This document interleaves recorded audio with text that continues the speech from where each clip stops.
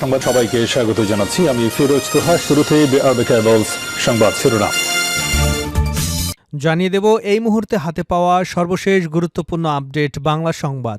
শুরুতেই থাকছে বিডিআর কমিশনের প্রতিবেদন, হত্যার অনুমোদন দেন তাপস, জিম্মি করান শেখ সেলিম। ঢাকা দক্ষিণ সিটি কর্পোরেশনের সাবেক মেয়র ব্যারিস্টার ফজলেনুর তাপস 2009 সালের 25 এবং 26 ফেব্রুয়ারি পিলখানায় বিডিআর সদর দপ্তরে সংঘটিত হত্যাকাণ্ডের অনুমোদন দেন। তার অনুমোদন পাবার পরেই বিদ্রোহী বিডিআর সদস্যরা পিলখানার ভেতরে সেনাবাহিনীর অফিসারদের হত্যার মিশন বাস্তবায়ন করে। প্রিয় দর্শক, এ বিষয়ে রয়েছে একটি বিস্তারিত আলোচনার সঙ্গে থাকুন। এবারে জানাবো, ইসলামের নামে দেশকে বিভাজন করা যাবে না, নাহিদ। জাতীয় রাজনীতিতে ধর্মের নামে ভোট চাওয়া হচ্ছে, মুক্তিযুদ্ধের নামে যেমন দেশকে বিভাজন করা যাবে না, মুক্তিযুদ্ধ আমার এবং জুলাইও আমার। মঙ্গলবার সন্ধ্যায় আগ্রাসন বিরোধী যাত্রা শেষে শাহবাগের সমাবেশে তিনি এসব কথা বলেন। জানাবো, দেশে ফিরেই মাঠে নামবেন তারেক রহমান। দীর্ঘ প্রায় 18 বছরের নির্বাসিত জীবনের অবসান ঘটিয়ে দেশে ফেরার প্রহর গুনছেন বিএনপির ভারপ্রাপ্ত চেয়ারম্যান তারেক রহমান। আগামী 25শে ডিসেম্বর দেশে ফিরবেন, এমন প্রত্যাশিত খবর ছড়িয়ে পড়ার পর বিএনপিতে চলছে আনন্দের বন্যা। এদিকে গাজায় ধ্বংসস্তূপে মিলল একই পরিবারের 30 জনের লাশ। ফিলিস্তিনের পশ্চিম গাজা সিটির একটি বাড়ির ধ্বংসস্তূপ থেকে একই পরিবারের 30 জন ফিলিস্তিনি লাশ উদ্ধার করা হয়েছে। গাজার সিভিল ডিফেন্স এ তথ্য নিশ্চিত করেছে। এবং সর্বশেষ জানাবো, শান্তিতে নোবেল মনোনয়ন পেলেন জাতিসংঘের প্রতিনিধি ও গাজার চিকিৎসকেরা। অধিকৃত ফিলিস্তিনি ভূখণ্ডে জাতিসংঘের বিশেষ প্রতিনিধি ফ্রান্সেসকা আলবানিস এবং গাজাভিত্তিক চিকিৎসকদের 2026 সালে নোবেল শান্তি পুরস্কারের জন্য মনোনীত করা হয়েছে। ইউরোপীয় পার্লামেন্টের সদস্য মাতিয়াস নেমেক মঙ্গলবার এ তথ্য নিশ্চিত করেছেন। এতক্ষণ শিরোনাম শুনছিলেন, এবার বিস্তারিত। প্রিয় দর্শক, আপনি যদি এই চ্যানেলে নতুন হয়ে থাকেন, ভিডিওটি দেখতে দেখতে চ্যানেলটি সাবস্ক্রাইব করে আমাদের সঙ্গে থাকুন। আর এই ভিডিও সম্পর্কে আপনি আপনার মূল্যবান মতামতটি কমেন্ট বক্সে জানিয়ে দিন। আর হ্যাঁ প্রিয় দর্শক, জানিয়ে দিন ভিডিওটি কোন জেলা থেকে দেখছেন। হত্যার অনুমোদন দেন তাপস, জিম্মি করান শেখ সেলিম। ঢাকা দক্ষিণ সিটি কর্পোরেশনের সাবেক মেয়র ব্যারিস্টার ফজলেনুর তাপস 2009 সালের 25 এবং 26 ফেব্রুয়ারি পিলখানায় বিডিআর সদর দপ্তরে সংঘটিত হত্যাকাণ্ডের অনুমোদন দেন। তার অনুমোদন পাওয়ার পরই বিদ্রোহী বিডিআর সদস্যরা পিলখানার ভেতরে সেনাবাহিনীর অফিসারদের হত্যার মিশন বাস্তবায়ন করে। অন্যদিকে সেনা অফিসারদের জিম্মি করতে প্রধানমন্ত্রীর গ্রিন সিগন্যাল পাওয়ার কথা বিদ্রোহী বিডিআর সদস্যদের জানান সাবেক মন্ত্রী এবং আওয়ামী লীগের presidium member Sheikh Fazlul Karim Selim. BDR বিদ্রোহ এবং হত্যাকাণ্ডের ঘটনার 16 বছর পর অন্তর্বর্তী সরকার গঠিত জাতীয় স্বাধীন তদন্ত কমিশনের দাখিল করা তদন্ত প্রতিবেদনে এসব তথ্য উল্লেখ করা হয়েছে। গত 30 নভেম্বর প্রধান উপদেষ্টা অধ্যাপক ড. মোহাম্মদ ইউনূসের কাছে এই প্রতিবেদন জমা দেওয়া হয়। কমিশনের রিপোর্টে শেখ ফজলেনুর তাপসের বিরুদ্ধে 16টি অভিযোগ এনে তাকে দোষী সাব্যস্ত করা হয়েছে। অন্যদিকে শেখ ফজলেল করিম সেলিমের বিরুদ্ধে 7টি অভিযোগ এনে তাকে দোষী সাব্যস্ত করা হয়েছে। তাপসের বিরুদ্ধে আনা অভিযোগের মধ্যে রয়েছে ষড়যন্ত্রকারী, হত্যার অনুমোদন, হত্যা, লাশগুম, নারী ও শিশু নির্যাতন, আলামত ধ্বংস, অস্ত্র ও গোলাবারুদ লুট, ব্যক্তিগত সম্পদ লুট এবং অপরাধীদের পলায়নে সহায়তাকারী, ষড়যন্ত্র বাস্তবায়নে সমন্বয় করা, হত্যাকারীদের সমর্থনে মিছিল সংগঠিত করা, তদন্ত ভিন্ন খাতে প্রবাহিত করা, হত্যাযজ্ঞ চলাকালে বহিরাগতদের অনুপ্রবেশ এবং পলায়নে সহায়তা, ইন্ধনদাতা, কমিশনে সাক্ষ্য না দিয়ে তদন্ত কাজে অসহযোগিতা, হত্যাকাণ্ড সহ সংগঠিত অপরাধ প্রতিরোধে সামরিক অভিযানে বাধা, সত্য গোপন করা, সামরিক অফিসার অপহরণ, সাক্ষীদের নির্যাতন এবং কর্তৃপক্ষের কাছে বিদ্রোহের তথ্য গোপন। শেখ সেলিমের বিরুদ্ধে আনা 7 অভিযোগ হল ষড়যন্ত্রকারী, হত্যার সবুজ সংকেত প্রদান, সত্য গোপন করা, ইন্ধনদাতা, কর্তৃপক্ষের কাছে বিদ্রোহের তথ্য গোপন, কমিশনের সাক্ষ্য না দিয়ে তদন্ত কাজে অসহযোগিতা এবং হত্যাকারীদের সাধারণ ক্ষমা ঘোষণায় সমর্থন করা। কমিশনের প্রতিবেদনে তাপস সম্পর্কে বলা হয়েছে, ব্যারিস্টার ফজলেনুর তাপস 2008-এর নির্বাচনের আগে থেকেই ষড়যন্ত্র করেছেন। হত্যাকারীদের একটি দল তার সঙ্গে প্রায়ই তার চেম্বারে দেখা করে বিভিন্ন আলাপ আলোচনা করে। বিদ্রোহীদের দ্বারা অফিসার হত্যার ব্যাপারে তার অনুমোদন ছিল। ঘটনার দিন জাহাঙ্গীর কবির নানক, মির্জা আজম যখন বিডিআর সৈনিকদের সঙ্গে রাজনৈতিক সমাধানের প্রহসনের জন্য যায়, তখন বিডিআরের সৈনিকরা ব্যারিস্টার তাপসকে খুঁজছিল।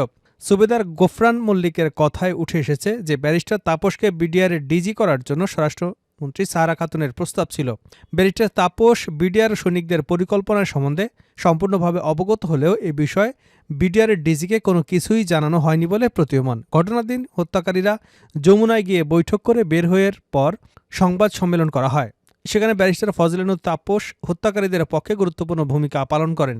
স্থানীয় আওয়ামী লীগ নেতা তোরাব আলীকে নির্দেশ দেন এলাকার মসজিদ মাইকে ঘোষণা দিয়ে পিলখানার চারদিকে ৩ কিলোমিটার এলাকা খালি করে দিতে। এই সুযোগে হত্যাকারীরা পালিয়ে যেতে সমর্থ হয়। সিপাহী মুহিত এবং সিপাহী সাজ্জাদের ভাষ্যমতে তাপস ক্যাপ্টেন তানভীর হায়দার নূরকে ২৬শে ফেব্রুয়ারি পিলখানা হতে বের করে নিয়ে যান। তিনি র্যাবের টিএফআই সেলে উপস্থিত হয়ে তদন্ত প্রভাবিত করবার চেষ্টা করেছে বলেও সাক্ষ্য পাওয়া যায়। শেখ ফজলুল করিম সেলিম সম্পর্কে প্রতিবেদনে বলা হয়েছে ২০০৯ সালের ১৩ই ফেব্রুয়ারি একাধিক বিডিআর সদস্য শেখ সেলিমের সঙ্গে তার বাসায় সাক্ষাৎ করেন। তিনি সেনা অফিসারদের জিম্মি করার জন্য বিডিআর সদস্যদের উপদেশ দেন এবং পরবর্তী করণীয় তারা বলবেন বলে জানান। তিনি আরও বলেন যে প্রধানমন্ত্রীর নিকট থেকে গ্রিন সিগন্যাল পেয়ে তাদেরকে জানাবেন। ২৩শে ফেব্রুয়ারি ২০০৯ তারিখে সিপাহী মঈনুদ্দিনকে টেলিফোন করে জানান যে প্রধানমন্ত্রীর নিকট থেকে গ্রিন সিগন্যাল পাওয়া গেছে। গত ৫ই অগাস্ট ছাত্র জনতার অভ্যুত্থানের মাধ্যমে ক্ষমতার পালাবদলের আগেই দেশ ছেড়ে পালিয়ে যান তারা। বিডিআর কমিশন ফজলেনুর তাপস এবং শেখ সেলিমকে কমিশনে সাক্ষ্য দিতে বিজ্ঞপ্তি জারি করেছিল, কিন্তু জাহাঙ্গীর কবির নানক এবং মির্জা আজম ইমেইলে সাক্ষ্য দেন, কিন্তু শেখ সেলিম এবং তাপস সাক্ষ্য দেননি।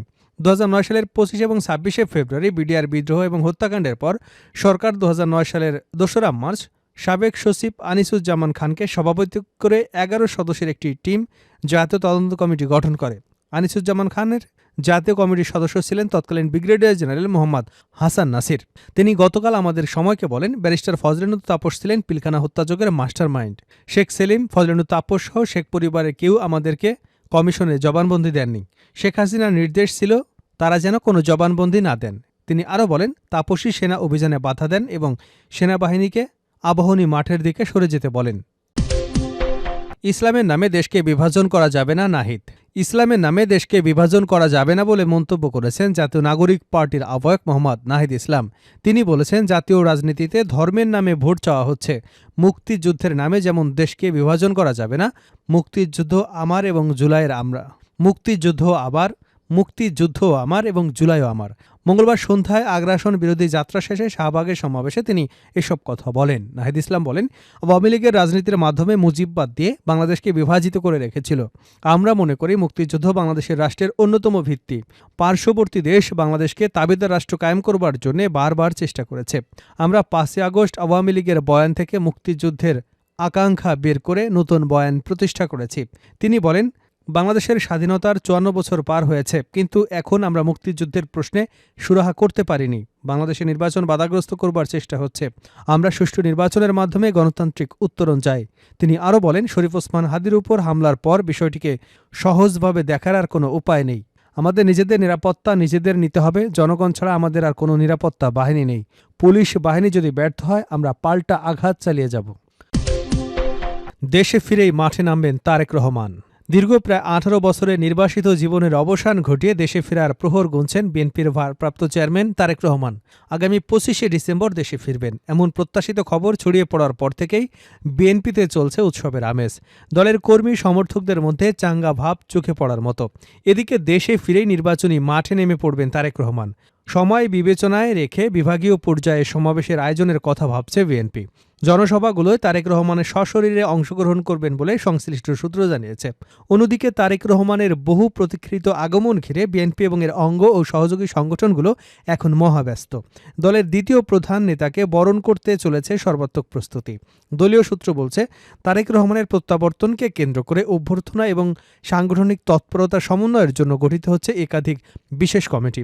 এই কমিটিগুলোর তত্ত্বাবধানেই কেন্দ্রীয় এবং মাঠ পর্যায়ে সব প্রস্তুতি সম্পন্ন করা হচ্ছে। সবচেয়ে উল্লেখযোগ্য প্রস্তুতি হল রাজধানীর গুলশানে দলের চেয়ারপারসনের বাসা এবং কার্যালয় এবং নয়াপল্টনে অবস্থিত দলের কেন্দ্রীয় কার্যালয় তারেক রহমানের জন্য নির্ধারিত কক্ষের বিশেষ সাজসজ্জা। আগামী সপ্তাহের মধ্যেই উভয় কার্যালয়ে চেয়ারম্যানের বসার জন্য নির্ধারিত কক্ষের সাজসজ্জা চূড়ান্ত হবে। দরজা লাগানো বাদে মোটামুটি প্রায় সব কার্যক্রম সম্পন্ন হয়েছে, যা গতকাল মঙ্গলবার এক সংবাদ সম্মেলনেও জানিয়েছে বিএনপি সংবাদ সম্মেলনে জানায়, গুলশান অ্যাভিনিউয়ের ১৯৬ নম্বর বাসায় উঠবেন তারেক রহমান। এই বাসার পাশেই ভাড়া করা বাসা ফিরোজায় থাকেন বিএনপি চেয়ারপারসন বেগম খালেদা জিয়া। গুলশানে বিএনপি চেয়ারপারসনের কার্যালয়ে ভারপ্রাপ্ত চেয়ারম্যানের জন্য আলাদা চেম্বারও তৈরি করা হয়েছে। এছাড়া গুলশানে আরেকটি বাসা ভাড়া নেওয়া হয়েছে, যেটি থেকে ত্রয়োদশ জাতীয় সংসদ নির্বাচনের যাবতীয় কার্যক্রম পরিচালনা করা হচ্ছে। দেশে ফিরেই মাঠে নামবেন তারেক রহমান। দীর্ঘ প্রায় 18 বছরের নির্বাসিত জীবনের অবসান ঘটিয়ে দেশে ফেরার প্রহর গুনছেন বিএনপির ভারপ্রাপ্ত চেয়ারম্যান তারেক রহমান। আগামী 25শে ডিসেম্বর দেশে ফিরবেন, এমন প্রত্যাশিত খবর ছড়িয়ে পড়ার পর থেকেই বিএনপিতে চলছে উৎসবের আমেজ। দলের কর্মী সমর্থকদের মধ্যে চাঙ্গা ভাব চোখে পড়ার মতো। এদিকে দেশে ফিরেই নির্বাচনী মাঠে নেমে পড়বেন তারেক রহমান। সময় বিবেচনায় রেখে বিভাগীয় পর্যায়ে সমাবেশের আয়োজনের কথা ভাবছে বিএনপি। জনসভাগুলোয় তারেক রহমানের সশরীরে অংশগ্রহণ করবেন বলে সংশ্লিষ্ট সূত্র জানিয়েছে। অন্যদিকে তারেক রহমানের বহু প্রতীক্ষিত আগমন ঘিরে বিএনপি এবং এর অঙ্গ ও সহযোগী সংগঠনগুলো এখন মহাব্যস্ত। দলের দ্বিতীয় প্রধান নেতাকে বরণ করতে চলেছে সর্বাত্মক প্রস্তুতি। দলীয় সূত্র বলছে, তারেক রহমানের প্রত্যাবর্তনকে কেন্দ্র করে অভ্যর্থনা এবং সাংগঠনিক তৎপরতা সমন্বয়ের জন্য গঠিত হচ্ছে একাধিক বিশেষ কমিটি। এই কমিটিগুলোর তত্ত্বাবধানেই কেন্দ্রীয় এবং মাঠ পর্যায়ে সব প্রস্তুতি সম্পন্ন করা হচ্ছে। সবচেয়ে উল্লেখযোগ্য প্রস্তুতি হল রাজধানীর গুলশানে দলের চেয়ারপারসনের বাসা এবং কার্যালয় এবং নয়াপল্টনে অবস্থিত দলের কেন্দ্রীয় কার্যালয়ে তারেক রহমানের জন্য নির্ধারিত কক্ষের বিশেষ সাজসজ্জা। আগামী সপ্তাহের মধ্যেই উভয় কার্যালয়ে চেয়ারম্যানের বসার জন্য নির্ধারিত কক্ষের সাজসজ্জা চূড়ান্ত হবে। দরজা লাগানো বাদে মোটামুটি প্রায় সব কার্যক্রম সম্পন্ন হয়েছে, যা গতকাল মঙ্গলবার এক সংবাদ সম্মেলনেও জানিয়েছে বিএনপি সংবাদ সম্মেলনে জানায়, গুলশান অ্যাভিনিউয়ের 196 নম্বর বাসায় উঠবেন তারেক রহমান। এই বাসার পাশেই ভাড়া করা বাসা ফিরোজায় থাকেন বিএনপি চেয়ারপারসন বেগম খালেদা জিয়া। গুলশানে বিএনপি চেয়ারপারসনের কার্যালয়ে ভারপ্রাপ্ত চেয়ারম্যানের জন্য আলাদা চেম্বারও তৈরি করা হয়েছে। এছাড়া গুলশানে আরেকটি বাসা ভাড়া নেওয়া হয়েছে, যেটি থেকে ত্রয়োদশ জাতীয় সংসদ নির্বাচনের যাবতীয় কার্যক্রম পরিচালনা করা হচ্ছে।